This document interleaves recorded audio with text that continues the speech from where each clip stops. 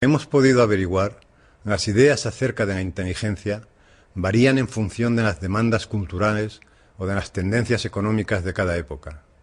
En este sentido, seríamos más inteligentes cuanto más nos sometiéramos a esas demandas. La inteligencia sería, pues, una construcción, el resultado de un consenso en el que unos ganan y otros pierden. Pierden los que no se adaptan al concepto dominante de inteligencia de su tiempo y a quienes el sistema educativo empuja hacia los bordes de la realidad. Probablemente la mayoría cae al vacío y no volvemos a saber nada de ellos. Pero otros sobreviven y se hacen muy necesarios para el mismo sistema que intentó acabar con ellos. Juan Carlos Ortega cultiva un humor absolutamente original, muy raro, en el mejor sentido de la palabra, con el que triunfa en la radio y en la televisión. Es autor de los libros Buenos días, Sócrates y Morirse es una mierda. Gonzo Suárez es el creador del videojuego Comandos, el tercero más vendido en el mundo, el segundo en Europa y referencia obligada para este sector. Pablo Motos es un gran creador de equipos de trabajo. Ha sido el responsable del Club de la Comedia y ha dirigido La Noche de Fuentes. En la actualidad, triunfa en la radio con el programa No Somos Nadie y en la televisión con El Hormiguero. Ha publicado varios libros de monólogos. Enrique San Francisco es un gran actor que triunfa en todos los registros: teatro, radio, cine, televisión. Ninguna de estas personas era inteligente. Pero ¿qué rayos es la inteligencia?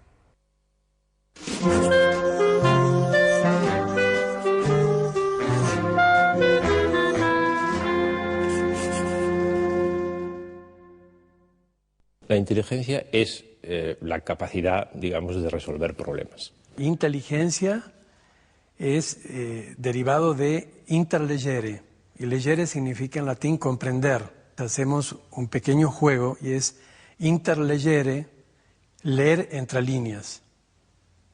O sea, leer más allá de lo aparente, más allá de lo obvio. Un conjunto de habilidades que el ser humano es capaz de, que desarrolla para poder coger información, tomarla, analizarla, pensarla, almacenarla y utilizarla en el futuro. Es un constructo, es una cosa que nos hemos inventado para hacer referencia a una serie de habilidades cognitivas y sociales que las personas tenemos.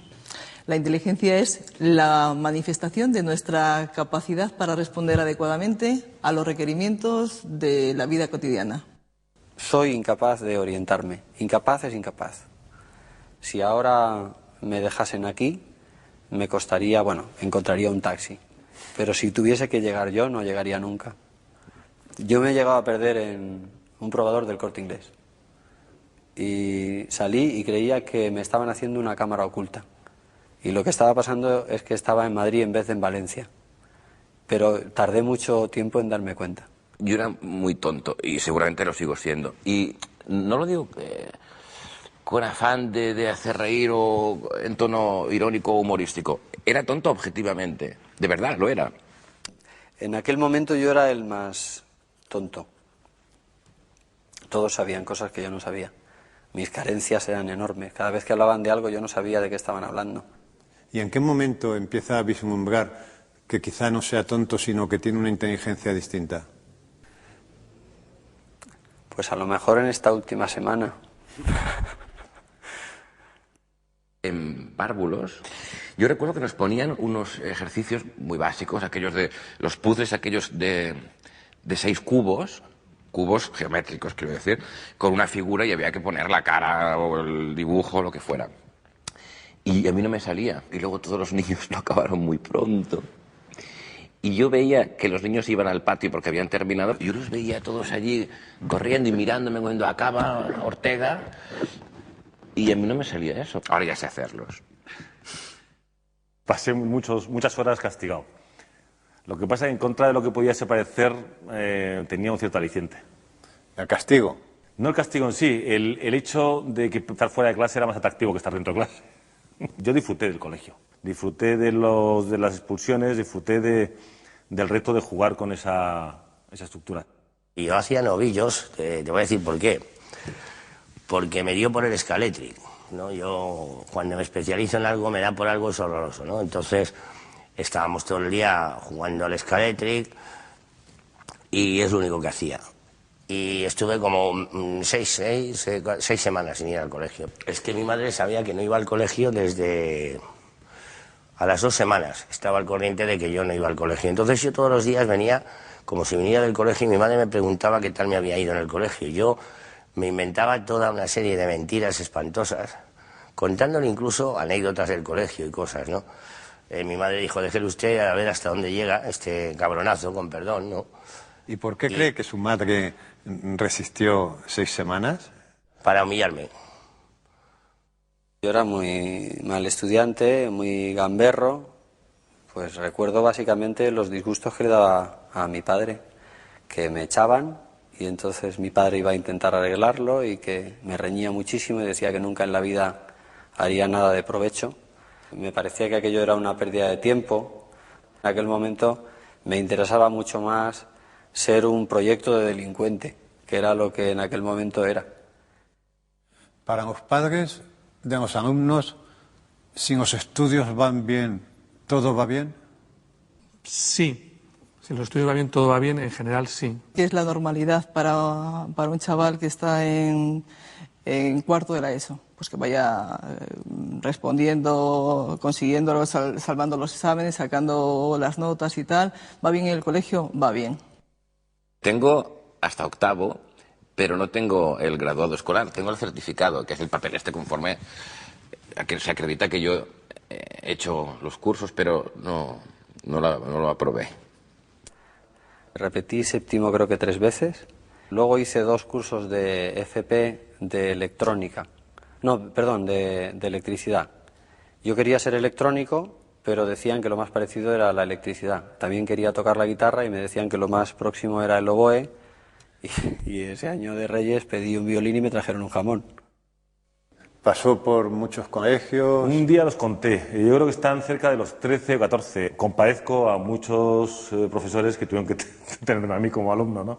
Los compadezco, pero no me arrepiento, todo hay que decirlo. En ese sentido no creo que fuese un buen estudiante en sí mismo.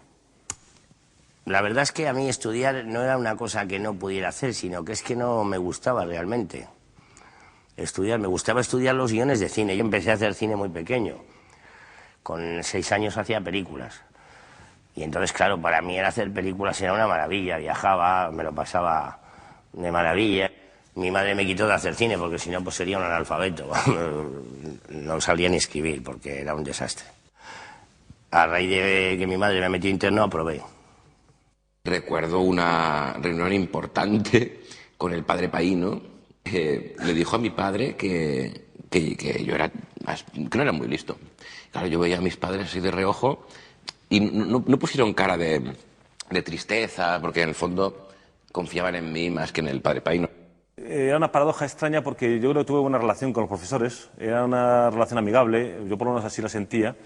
Los he visto después, pero no era cómodo. Lo que puedo deducir es que no era un alumno cómodo.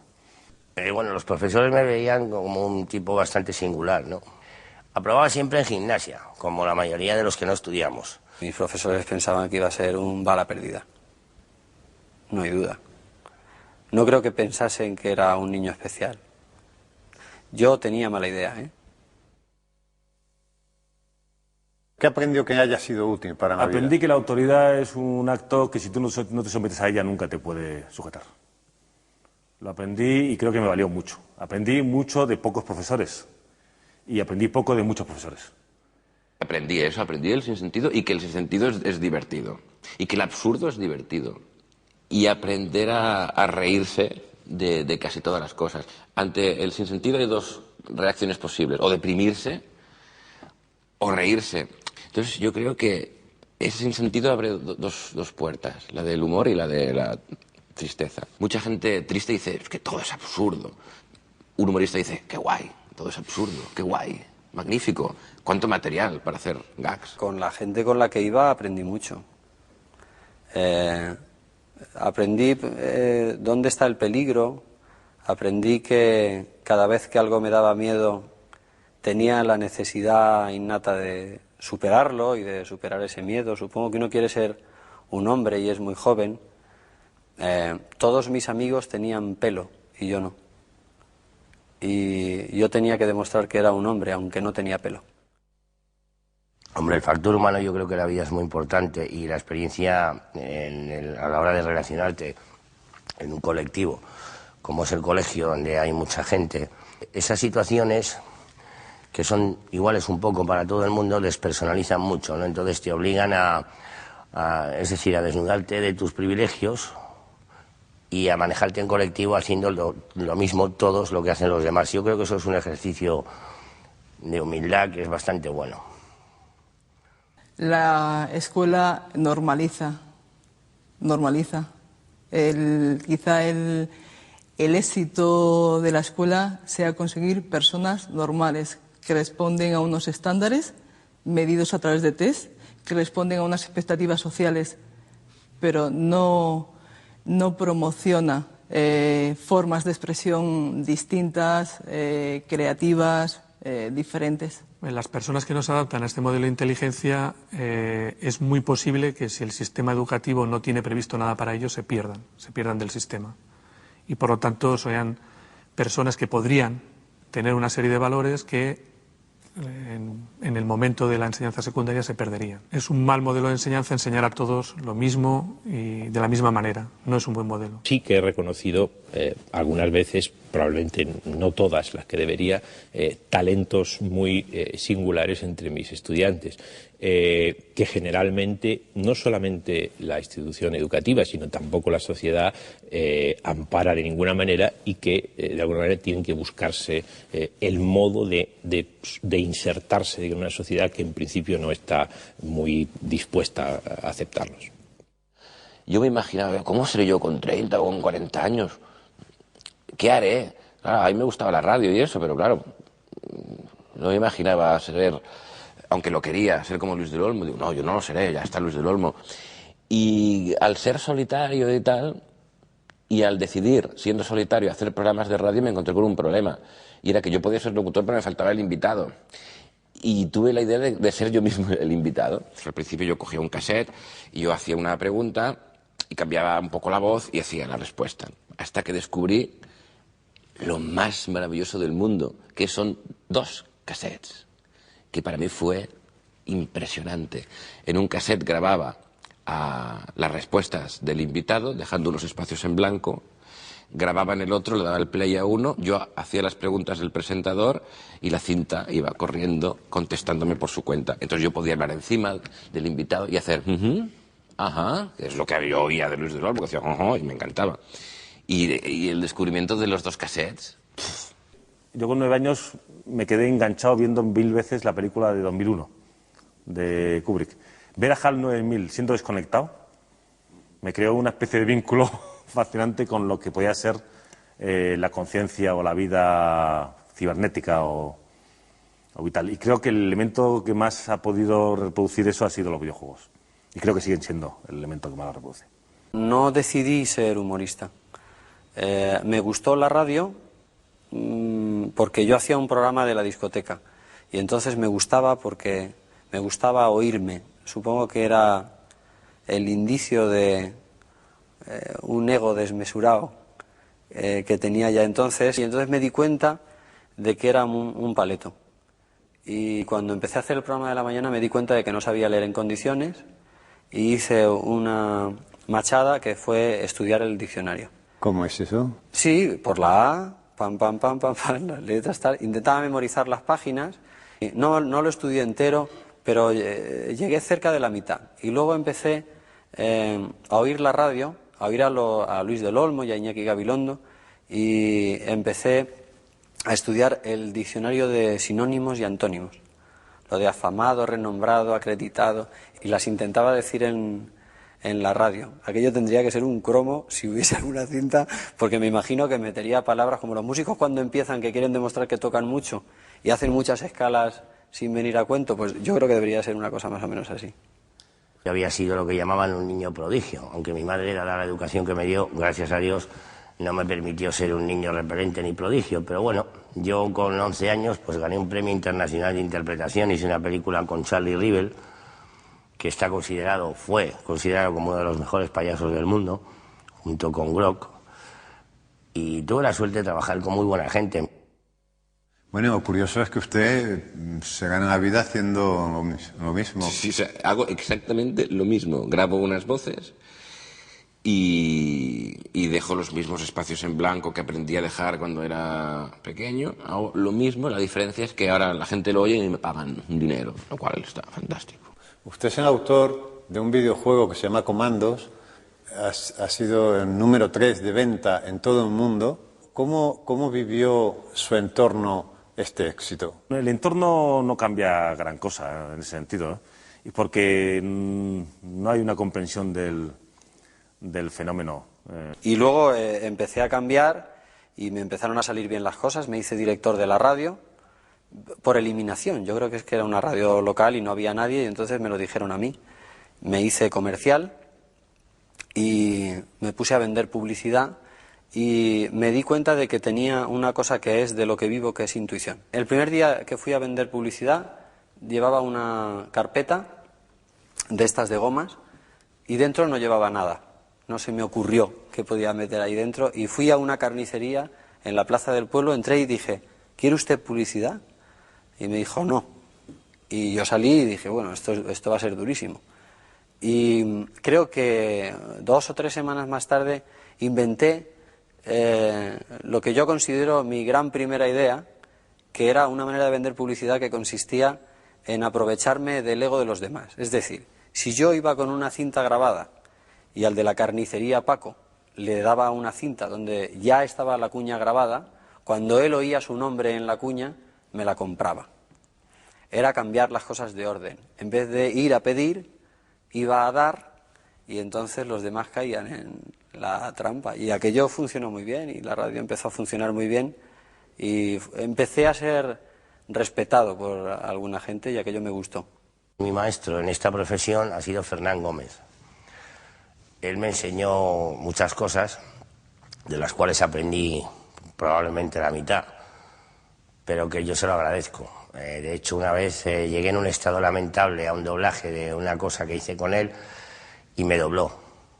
Me puso otra voz, ¿no? Que fue la cosa más jodida que me ha pasado en mi vida, ¿no? Y me llamó Fernando luego cuando vi el programa, yo no lo sabía que me había doblado, y me dijo, eso es para que te tomes tu trabajo en serio. Y eso es una cosa que yo le agradezco a Fernando, lo digo desde aquí, ¿no? Y que me sirvió mucho para tomarme mi trabajo en serio. La inteligencia en la actualidad sí es un valor económico e ideológico, porque de alguna manera tiene que corresponder a las expectativas que los entornos culturales y sociales marcan. Quien tiene éxito económico tiene éxito social, y quiere decir que está relativamente bien adaptado a ese entorno, en nuestro entorno sobre todo occidental capitalista. Necesitaba retar a mi padre y ganarle.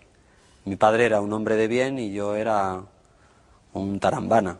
Entonces, cuando empecé a ganar, además en la radio, más dinero que él, recuerdo que se lo dije un día en el comedor, porque me había dicho un año antes, eres muy gamberro y tengo miedo de ponerte un día la mano encima porque no sé si pararé. Y yo, cuando pasó aquel año y empezó a ir todo bien, le dije, ¿sabes una cosa? Gano más que tú. ¿Y fue humillante para él eso? Nunca se lo he preguntado. Para mí fue, supongo que una venganza o un rencor, porque yo era director de la radio por la mañana, director de una radio en un pueblo de 20.000 habitantes, y por la tarde limpiaba cristales por obligación.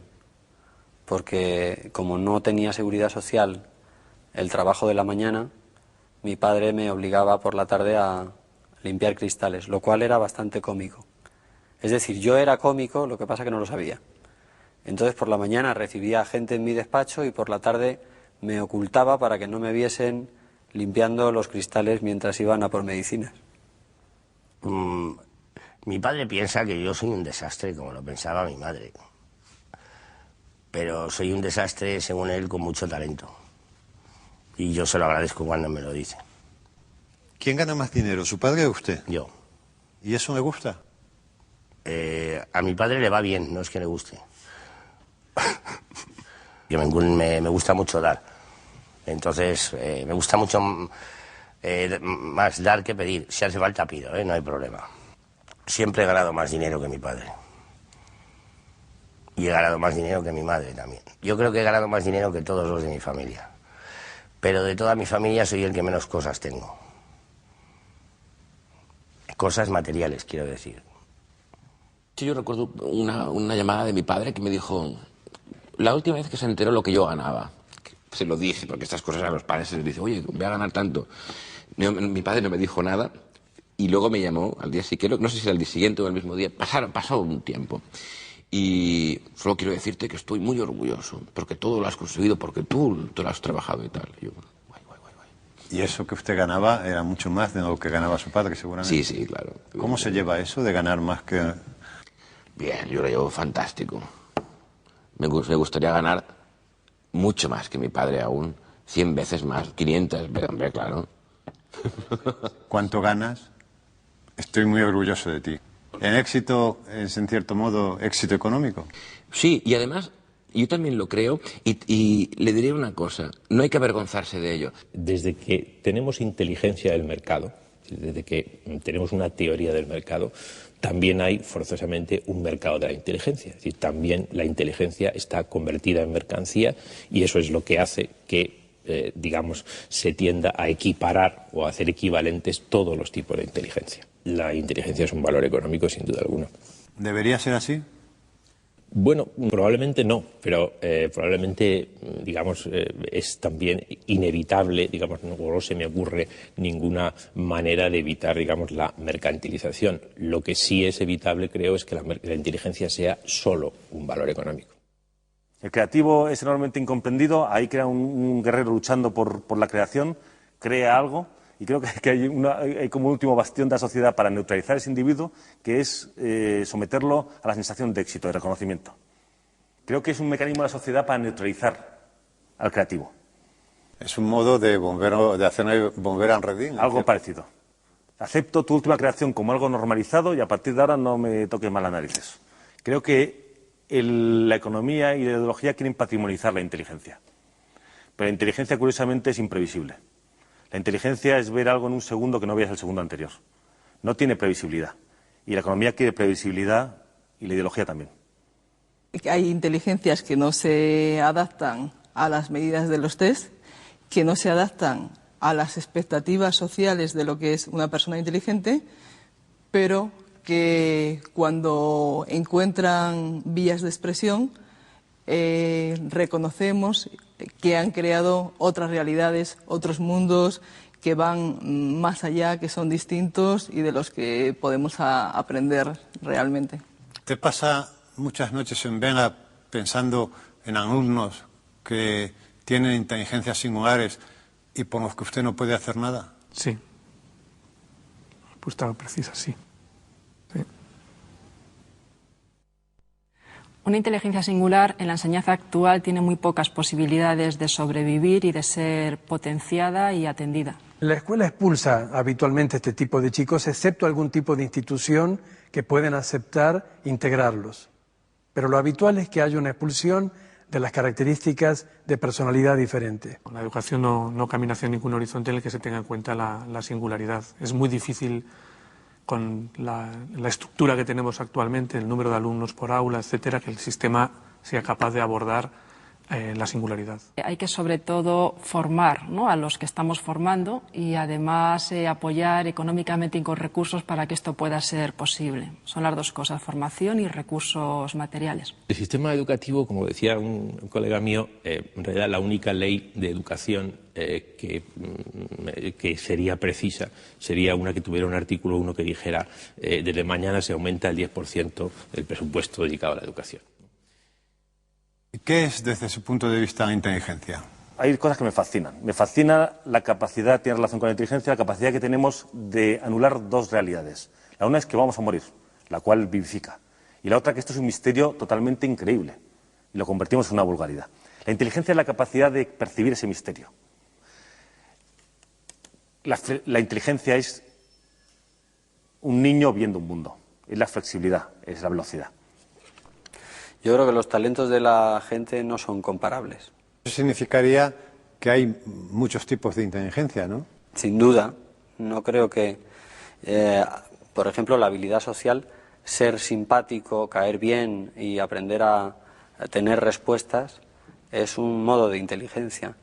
Hay gente que tiene una inteligencia matemática, hay gente que tiene inteligencia política y yo tengo intuición. Muy. La inteligencia es un concepto personal, no lo sé. ¿Cómo podríamos definir una persona que es inteligente?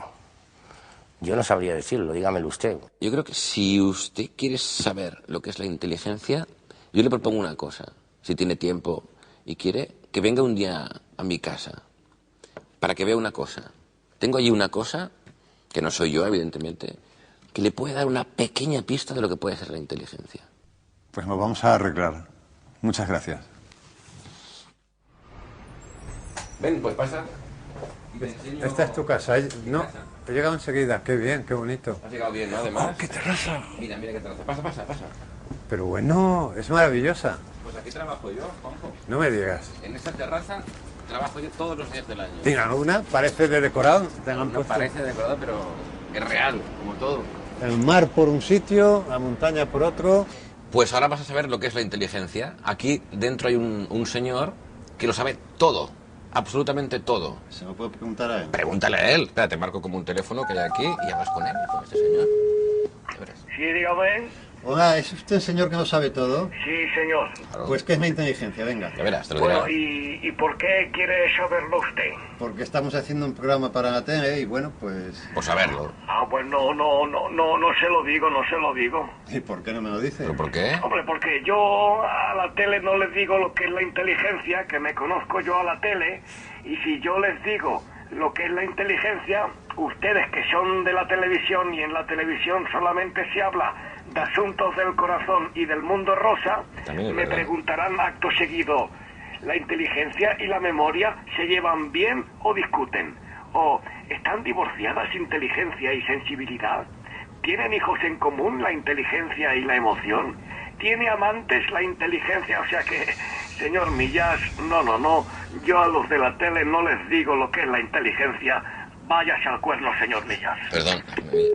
Bueno, esto Te pido... Me has hecho venir aquí para... Te pido viajar a Barcelona. disculpas, te veo decepcionado, un poco decepcionado. Francamente. Bueno, pues esto era una pequeña broma. Ahora te voy a decir realmente lo que para mí, al menos, es la inteligencia. ¿Verdad? Mira, A ver. la inteligencia la tengo aquí guardada.